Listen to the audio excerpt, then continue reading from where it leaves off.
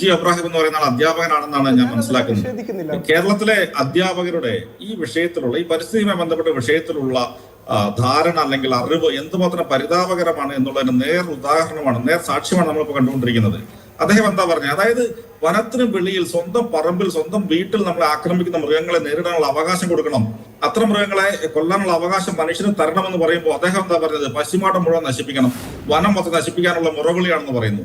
എന്തൊരു അസംബന്ധമാണ് അദ്ദേഹം പറയുന്നത്. അദ്ദേഹത്തിന് അറിവിലേക്ക് ഞാൻ പറയുകയാണ്, കഴിഞ്ഞ 50-60 വർഷം കൊണ്ട് കേരളത്തിൽ കാട് 5% കൂടുകയാണ് ചെയ്തത്. 1957 കേരള സംസ്ഥാനം നിലവിൽ വന്നപ്പോൾ കേരളത്തിലെ വനവിസ്തീർണം 25%. ഇപ്പോൾ അത് 29.65%. 5% വനം കൂടിയ നാട്ടിൽ, അതും മൊത്തം ഭൂവിസ്തീർണം 1/3 വനമാണ്. അദ്ദേഹം തന്നെ പറഞ്ഞല്ലോ ഡെൻസിറ്റിയുടെ കാര്യം. ഇന്ത്യയിലെ തന്നെ ഏറ്റവും സെക്കൻഡ് ഹയസ്റ്റ് ഡെൻസിറ്റി ആ കേരളത്തില്.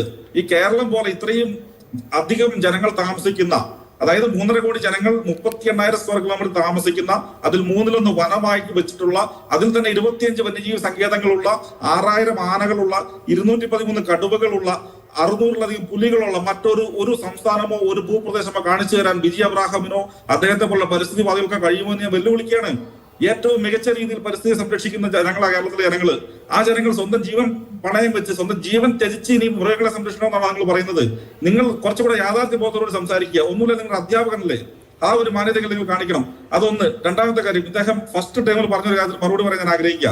അദ്ദേഹം പറഞ്ഞു 4000 ആളുകള് റോഡ് ആക്സിഡന്റിൽ മരിച്ചിട്ടും നിങ്ങൾ റോഡിൽ ഗതാഗതം നിരോധിക്കുന്നുണ്ടോ എന്ന്. ഒറ്റ ചോദ്യം എനിക്ക് ചോദിക്കാനുള്ളൂ. ഏതെങ്കിലും കാറ് അല്ലെങ്കിൽ വാഹനം സ്വയം സ്റ്റാർട്ടായിട്ട് സ്വയം ഓടിച്ചു പോയിട്ട് ആരെങ്കിലും ഇടിച്ചു വന്നായിട്ട് ബിജി അബ്രാഹിമിനെ അറിയാമോ? ഒരു വാഹനം ഉണ്ടെങ്കിൽ അതിന് ഉടമസ്ഥനുണ്ട്, ആ ഉടമസ്ഥന് പൂർണ്ണ ഉത്തരവാദിത്വമുണ്ട്. അത് ഒരു വാഹനം പിടിച്ച് ആള് മരിച്ചിട്ടുണ്ടെങ്കിൽ ഇൻഷുറൻസ് ഇല്ലെങ്കിൽ ഉടമസ്ഥൻ പൂർണ്ണ നഷ്ടപരിഹാരം കൊടുക്കണം. ഇവിടെ വന്യമൃഗങ്ങളുടെ ഉത്തരവാദിത്വം വനം വകുപ്പിനാണ്, സർക്കാരിനാണ്, സർക്കാരിന്റെ പ്രോപ്പർട്ടിയാ. എന്താ അവർ ചെയ്യുന്നത്? 10 ലക്ഷം രൂപ ഒരു മനുഷ്യന് ഇട്ടിരിക്കുന്ന വിലയാ 10 ലക്ഷം രൂപ. ബാംഗ്ലൂരേക്ക് പോയ ഒരു ബസ് ഇടിച്ചിട്ട് മാൻ ചത്തപ്പോ ആ വണ്ടി 24 ദിവസം പിടിച്ചിട്ടിട്ട് 13 ലക്ഷം രൂപ നഷ്ടപരിഹാരം അടപ്പിച്ചിട്ട് ആ വണ്ടി വിട്ടുകൊടുത്തത്. ഒരു മാനിന് 13 ലക്ഷം, ഒരു മനുഷ്യ ജീവന് 10 ലക്ഷം. ഇതാണോ നിങ്ങൾ പറയുന്ന സമീകരണം? എന്ത് സമീകരണം നടത്തുന്നത്? ഒരു മനുഷ്യ ജീവന് വിലയിടുന്നുണ്ടെങ്കിൽ ഞങ്ങൾ പറയുന്ന ഒരു കാര്യം, MACT ആക്ട് പോലെ, അത് വാഹനം ഇടിച്ചാൽ MACT ആക്ട് ആപ്ലിക്കബിൾ. അത് 50 ലക്ഷം 1 കോടി കൊടുത്ത കേസുകളുണ്ട്. ഈ വന്യമൃഗം ആക്രമിച്ച് മരിക്കുമ്പോ 10 ലക്ഷം എന്നുള്ളത് 24 ലക്ഷം കൊടുക്കാൻ വകുപ്പ് ഉണ്ടായിട്ട് കൊടുക്കാത്തതിനെ പറ്റി ഇപ്പൊ ചർച്ച നടന്നുകൊണ്ടിരിക്കുക. നിങ്ങൾ എന്തറിഞ്ഞിട്ടാണ് സംസാരിക്കുന്നത്? എന്ത് സമീകരണങ്ങൾ നടത്തുന്നത്? വാഹനം ഒഴിച്ച് മരിക്കുന്ന പോലെയാണോ വന്യമൃഗങ്ങൾ കൊല്ലുന്നത്? സ്വന്തം മുറ്റത്തിൽ സ്വന്തം കുട്ടിയെ, 2 വയസ്സുള്ള കുട്ടിയെ പുലി കടിച്ചുകൊണ്ട് പോകുന്നത് കണ്ടു നിൽക്കുന്ന ഒരു മാതാവിന്റെ പിതാവിന്റെ മാനസികാവസ്ഥ എന്താ നിങ്ങൾക്ക് അറിയോ? നിങ്ങൾ ഏത് സ്കൂളിലാണ് പഠിപ്പിക്കുന്നത്? നിങ്ങൾ ആരെ അധ്യാപകനാക്കിയത്? നിങ്ങൾ എന്തോ മലപ്പുറം ജില്ലയിൽ അവിടെ ജനിച്ചു വളർന്നാണോ പറയുന്നത്? നിങ്ങൾ ഏത് നാട്ടിൽ ജനിച്ച ആളാ? നിങ്ങൾ വന്യമൃഗ ശല്യം അനുഭവിച്ചിട്ടുണ്ടോ? അദ്ദേഹം പറഞ്ഞ കാര്യങ്ങളെ ഖണ്ഡിച്ചാൽ മതി. വ്യക്തിപരമായ മാധു, വന്യമൃഗ ശല്യം എന്ന് പറയാം അങ്ങനെ കാര്യമേ ഇല്ല. രാഷ്ട്രീയക്കാർ പറയുന്നതാണ് അദ്ദേഹം പറയുന്നത്.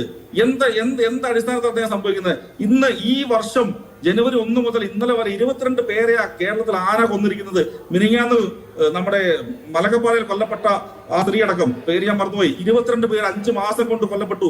കടുവ 2 പേരെ കൊന്നിരിക്കുന്നു, കാട്ടുപന്നി 8 പേരെ കൊന്നിരിക്കുന്നു, പരിക്കേറ്റവർ 100 കണക്കിന് വേറെ.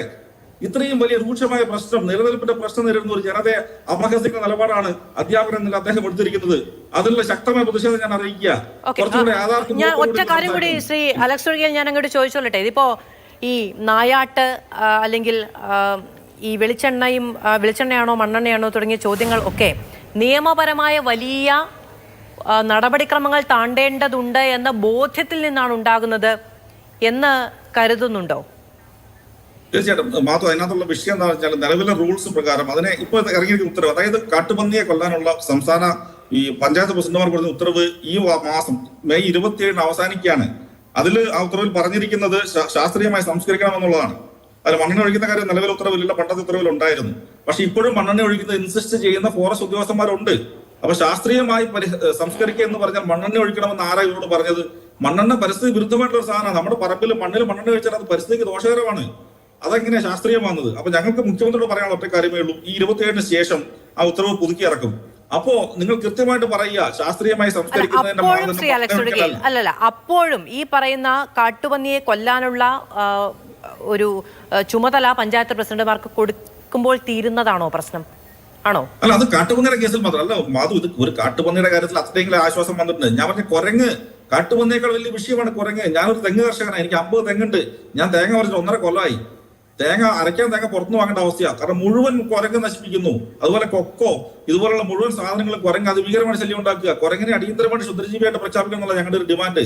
കേന്ദ്രത്തിലേക്ക് ആ ശുപാർശ പോയിട്ട് പോലുമില്ല. കാട്ടുപന്നിയുടെ കാര്യത്തിലെ ശുപാർശ പോയിട്ടുള്ളൂ. അപ്പൊ ഞങ്ങൾ പറയുന്ന ഒരു വിഷയം, ഇത് വളരെ കോംപ്രഹെൻസീവ് ആയിട്ട് കാണേണ്ട ഒരു വിഷയമാണ്. നിലനിൽപ്പിന്റെ പ്രശ്നമാണ്.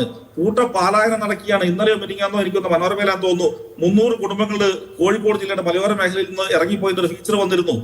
ആയിരക്കണക്കിന് ആളുകൾ ജീവൻ കയ്യിൽ പിടിച്ച് ഓടി രക്ഷപ്പെടുക, സ്ഥലം പോലും വിൽക്കാതെ ഉള്ള സ്ഥലം ഒഴിവാക്കിയിട്ട് പോവുക. കേരളത്തിലെ എല്ലാ ജില്ലകളിലും ഇത് ഇഷ്ടം പോലെ സ്ഥലങ്ങൾ ഞങ്ങൾ കാണിച്ചു തരാം. അപ്പൊ ഇതിന് സ്വയം പ്രതിരോധം എന്നുള്ള അവകാശം പോലും മനുഷ്യന് കൊടുക്കണ്ടേ? അതാ ഞാൻ ചോദിക്കുന്നത്. വൈൽഡ് ലൈഫ് പ്രൊട്ടക്ഷൻ ആക്ട് മാറ്റുക എന്നുള്ളതൊക്കെ വളരെ വലിയ കടമ്പകളാണ്.